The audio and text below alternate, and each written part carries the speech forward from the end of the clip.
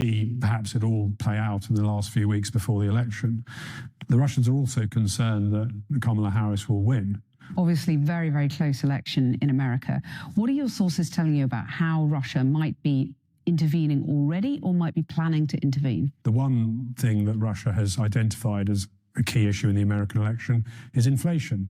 And this is something that the Russians think that they can keep up, that they can exacerbate in the West and particularly in America through the oil price. And they've spent the last few years growing closer to OPEC and OPEC leaders to limit production and keep inflation high in the world economy. And they're also, in your belief, your sources are telling you in your book, that they're in some way trying to manipulate migration at the southern border to the US. Just explain what you found out there. The Russian intelligence presence in Mexico has absolutely mushroomed.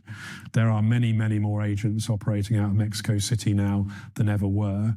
And looking at the border, particularly some of the things that were said, I think, by the head of MI5 recently, that the Russians are now in the business of hiring organised criminals and others as plausible deniability, and that somehow they will manipulate gangs and so on to stir up more immigration into the southern part of the US. Yes, I think we're yet to see perhaps it all play out in the last few weeks before the election.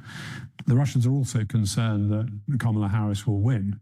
And that's come out more recently in the information we've obtained. And that does affect the degree to which they're prepared to take risks to help Trump.